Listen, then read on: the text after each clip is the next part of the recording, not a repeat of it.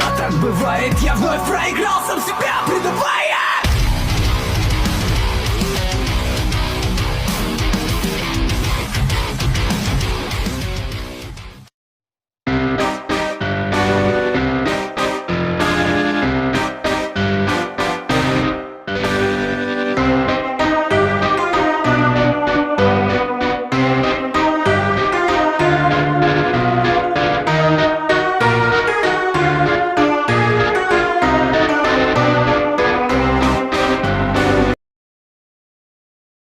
Assalamualaikum warahmatullahi wabarakatuh. Ya, alhamdulillah kita lanjut untuk pembahasan berikutnya, yaitu klien nomor 1555. Yang Mbak Wira ulangi, klien nomor 1555. Di sini ada terawangan sebuah keris lot 11. Ya, ini menarik ya, lagi-lagi Mbak Wira mendapatkan terawangan sebuah pusaka.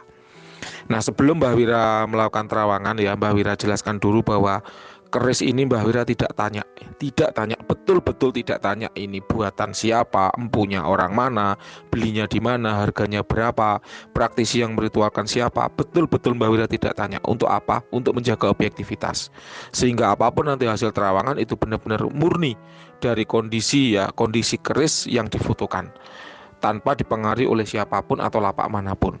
Itu yang pertama. Yang kedua, tolong jangan disalahartikan ketika hasil terawangannya kurang indah berarti Mbak Wira sentimen. Enggak ada unsur seperti itu. Kenapa? Karena toh Mbak Wira tidak tahu ini pembuatnya siapa ataupun belinya di mana. Yang ketiga, Mbak Wira tidak jualan keris. Ya, Mbak Wira tidak jualan keris. Itulah kenapa hasil terawangan tidak ada unsur bersaing secara bisnis, menjatuhkan lapak orang lain, enggak ada. Karena toh Mbak Wira tidak jualan keris. Bisa dipahami ya? Kita kembali ke benda dari klien nomor 1555. Keris lot 11 ya. Keris ini sudah Mbak Wira cek dengan beberapa metode. Metode yang pertama namanya metode vibrasi energi. Apa itu? Yaitu suatu metode yang digunakan untuk menangkap energi dari suatu benda. Apakah benda ini mengandung energi? Jawabannya ya. Tapi energinya adalah energi manusia, bukan energi khodam. Karena energi itu ada 3 macam. Ada energi alam, ya, yaitu energi yang berada pada suatu benda karena memang alam yang memasukkannya. Jelas ini bukan buatan alam. Dan contohnya apa? Benda-benda yang berenergi alam itu mustika, contohnya. Ya, mustika merah delima, mustika kelapa, contohnya. Ini jelas bukan, ya. Makanya hanya ada 2 kemungkinannya. Apakah energi manusia, apa energi khodam? Kalau energi manusia berarti dari praktisi yang membuat, dari empu yang membuat. Nah, ini bukan dari empu yang membuat energinya, tapi dari praktisi yang meritualkan. Bedakah? Berbeda. Kalau empu berarti memang keris ini diritual dengan pakem keris dari awal, ya, dengan pakem keris dari didoakan dan sebagainya, ada upacara selamatan dan seterusnya untuk membangkitkan daya esoteris atau esoterisnya. Nah, ini secara daya esoteris tidak ada. Adanya adalah energi dari praktisi yang meritualkan. Jadi keris ini sudah jadi baru kemudian diritual. Nah, itulah yang energinya terasa oleh Mbak Wira. Kemudian Mbak Wira juga mencoba mengecek apakah ada khodam dalam benda ini. Ternyata nggak ada. Jadi secara energi makhluk yang namanya khodam atau jin pendamping tidak ada. Mbak Wira juga coba ya dengan metode yang lain, namanya metode visualisasi, yaitu Mbak Wira berusaha mencari tanda-tanda visual kehadiran khodam pada suatu benda bertuah. Ternyata juga Mbak Wira tidak mendapatkan khodam dari benda ini, ya. Nah, yang terakhir yaitu Mbak Wira mencoba memancingnya keluar, ya, siapa tahu khodamnya sembunyi atau berada di dimensi yang jauh dengan manusia, sehingga perlu dipancing agar mendekat, agar keluar, agar hadir di dimensi manusia, di dimensi materi. Kan manusia itu kan dimensi materi, kalau khodam itu kan dimensinya energi. Ya, itulah kenapa, karena berbeda dimensi, maka nggak bisa Anda menyuruh khodam untuk urusan yang sifatnya materi, mindah gelas, nutup pagar, ngunci pintu, matikan api. Ada pasar kebakaran, aku perintahkan kepada khodam pada keris ini untuk mematikan api yang membakar di pasar itu. Nggak bisa. Kenapa? Karena udah beda dimensi. Dia dimensinya dimensi energi, sementara api yang membakar pasar dimensi materi. Kok jangankan api yang membakar pasar, api lilin aja nggak bisa dia matikan. Kenapa? Karena memang dimensinya udah berbeda. Makanya lucu ketika ada orang ngetes apakah benda itu benar berkhodam atau tidak, dengan menyuruh khodam mematikan api. Itu lucu, dimensinya udah beda kok. Kenapa nggak suruh ngunci pintu atau nutup pagar sekalian, kan gitu. Ya, ini edukasi, ya, sifatnya edukasi. Jadi Mbak Wira sering mendapatkan cerita-cerita yang lucu ya dari orang-orang yang tidak paham dan tidak mau dikasih paham kayak gitu. Kita kembali. Karena memang benda ini atau keris ini hanya mengandung energi saja ya, maka kita tidak bisa menjelaskan asal usul khodam, kemudian jenis kelamin, tuahnya apa tidak. Tapi kalau dari segi energinya, ya energi yang dimasukkan atau energi yang diritualkan oleh seorang praktisi itu namanya tulpa ya. Jadi suatu energi yang didesain agar dia memiliki tuah tertentu itu arahnya ke kerejekian. Ya, energinya arahnya ke kerejekian. Dari 1 sampai 100 level energinya kira-kira 60. Ini udah mau habis. Gitu ya. Jadi tolong dimaknai bahwa memang Mbak Wira tidak berjualan keris ya. Jadi Mbak Wira juga jujur tidak ada unsur menjatuhkan produk siapapun. Dan disinyalir keris ini juga bukan keris tua. Ya, disinyalir ini muda, keris muda, atau disebut dengan keris kamardikan. Ada beberapa hal yang Mbak Wira lihat ya dari keris ini. Yang pertama, meteoritnya nggak kelihatan ya. Kalau meteoritnya kelihatan, biasanya bilahnya itu masir. Nah, ini nggak masir, berarti ini kamardikan. Kemudian yang kedua, ukiran ya, ukiran dapurnya terlalu rapih ya untuk ukuran keris tua. Jadi ini ya kamardikan ya, insya Allah ini kamardikan. Jadi Mbak Wira cukup lama bermain keris, dan kalau keris-keris seperti ini biasanya ini kamardikan ya. Mohon maaf kalau salah ya, mohon maaf kalau salah, tapi biasanya benar. Gitu ya. Kita kembali. Mbak, apakah ada yang khusus dari keris ini? Kalau jawaban Mbak Wira tidak, karena menurut Bambang Hasrinuksumo ya, dalam ensiklopedi keris ya, beliau menjelaskan bahwa keris itu setidaknya ada 2 golongan. Yang pertama namanya keris ageman ya. Apa itu keris ageman? Yaitu keris yang hanya mementingkan keindahan lahiriahnya, atau disebut dengan eksoterinya. Jadi indah, looknya cakep, cantik, pamornya kelihatan, dapurnya ukirannya cantik, ada hiasannya emas, ada hiasannya batu permata, batu mulia. Nah, itu eksoterinya. Memang keris ageman namanya ya. Jadi yang pertama disebut keris ageman, yaitu keris yang hanya mementingkan keindahan lahiriah atau eksoteri dari keris itu.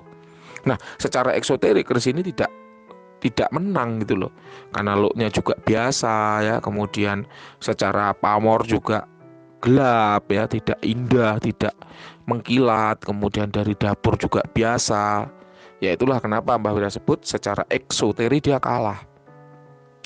Kemudian keris yang kedua ya, namanya keris tayuhan. Kalau keris tayuhan itu lebih mementingkan sisi tuah atau kekuatan magicnya, atau sisi magisnya ya, atau yang disebut dengan isoteri atau esoteri. Beda ya.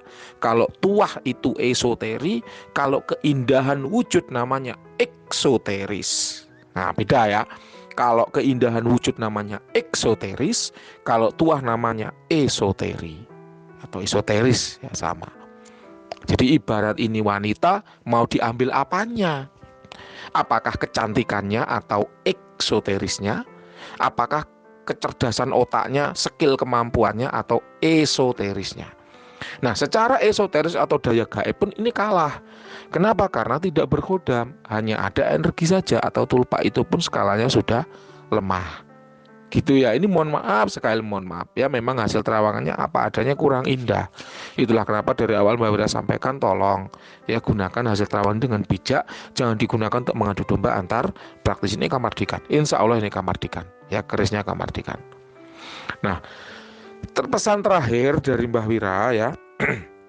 Jadi begini, Mbah Wira dalam menganalisis suatu benda bertuah itu stressing pointnya atau titik fokusnya itu pada energi dan khodam ya, pada energi dan khodam. Ketika Mbah Wira cek secara energi dan khodam itu tidak berenergi dan tidak berkhodam, maka Mbah Wira akan mengatakan itu tidak bertuah.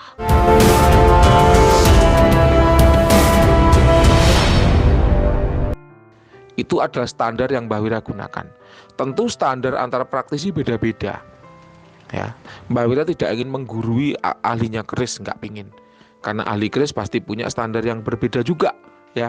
Biasanya kalau seorang pemerhati keris ya, ketika melihat keris itu dia melihat hal-hal yang lain ya.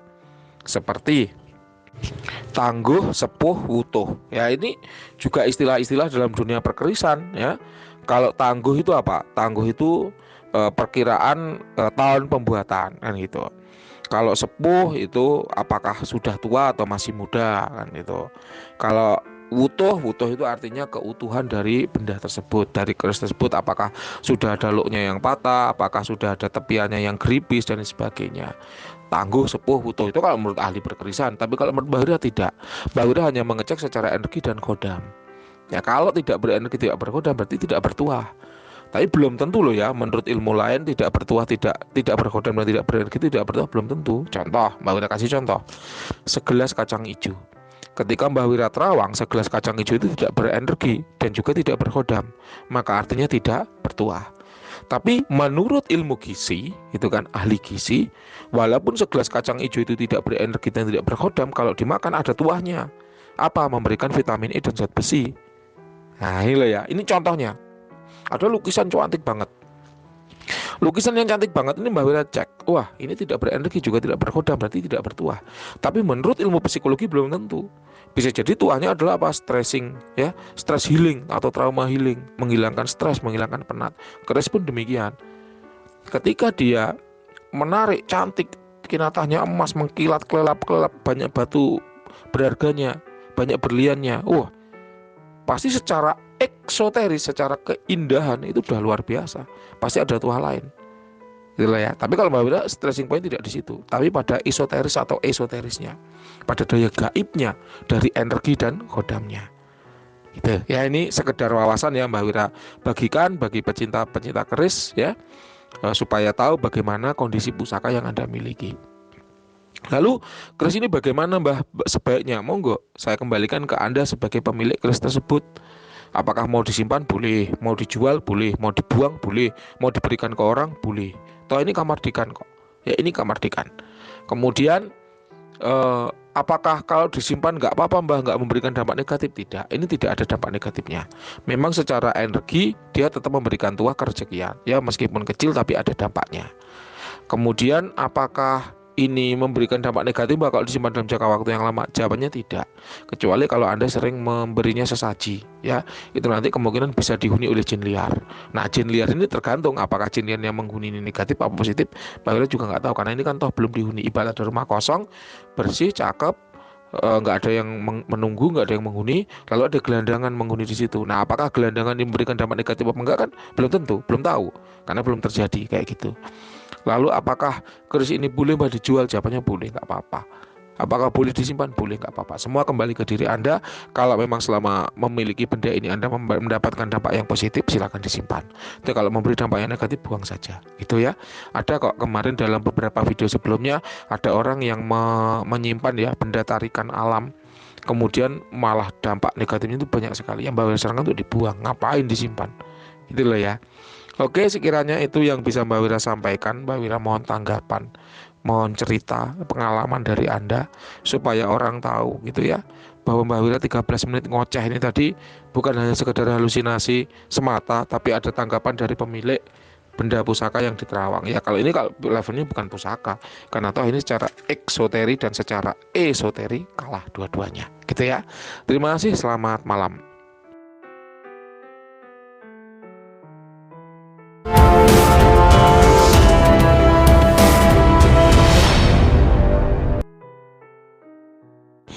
Alhamdulillah sudah ada tanggapan ya dari klien nomor 1555 ya. Di sini akan Mbah Wira rupakan voice note karena memang tanggapannya agak panjang ya, akan Mbah Wira bacakan ya. Betul sekali Mbah, itu keris kamardikan ya. Betul ya, berarti ya memang itu keris kamardikan. Jadi pembuatan dari keris kamardikan adalah setelah zaman kemerdekaan, sehingga sudah menggunakan alat-alat yang modern ya. Kemudian kalau ada masalah atau ada khodam ya, kalau masalah ada khodam atau tidaknya, saya tidak terlalu mengharapkannya. Memang waktu itu dijual beli keris di grup FB. Nah, di situ ada bonus pengisian khodam ya. Nah, tapi terus terang mohon maaf sekali ya, terlepas dari siapapun penjualnya, memang untuk khodamnya tidak ada ya. Sudah Mbah Wira cek, tidak ada khodamnya. Kemudian masalah sudah dikasih sketsa, dikasih nama dan sebagainya ya, itu saya kembalikan ke Anda ya, klien nomor 1555, apakah mau percaya Mbah Wira boleh, mau percaya sellernya juga boleh, tidak ada masalah ya. Kenapa? Karena toh keris ini ada yang membawa begitu ya. Mau ada khodamnya atau tidak, pasti Anda sendiri yang akan merasakannya, Anda sendiri yang akan membuktikannya. Kalau ada khodamnya ya pasti akan ada tuahnya terasa di situ ya. Nah kemudian, oh ini sudah ganti hari ya, 24 Agustus ya. Kemarin masih tanggal 23 Agustus. Kemarin Mbak Wira bilang apa ya? Oh ada tulpanya, ada energi kerejekiannya ya. Berarti ya tuah kerejekian pasti ada. Tapi kalau untuk khodam kok mohon maaf Mbak Wira kurang sepaham ya, kurang sependapat dengan sellernya. Kemudian cuman balik lagi ya, saya beli kerisnya karena suka sama buat nambah-nambah koleksi keris Kamardikan, buat ngisi jagrak. Oh iya, tidak apa-apa ya. Kemudian apapun hasil terawangannya ya, seperti biasa saya jadikan edukasi tentang spirit keeping, betul ya. Nah ini ada pertanyaan ya, maaf Mbah mau tanya, kalau misal untuk offering yang lain ya, plus keris yang lain juga kan keris tersebut disandingkan sama yang lain karena satu jagrak, apakah nanti bisa terisi jin ya, bisa terisi oleh jin negatif Mbah ya. Cuman pada saat offering ya saling berbagi. Jadi gini, apakah bisa terisi jin negatif Mbah? Maka peluangnya adalah 30%. 30% itu gini, 30% terisi jin positif, 30% terisi jin negatif, 30% terisi jin yang tidak memberikan dampak positif dan tidak memberikan dampak negatif, jadi netral.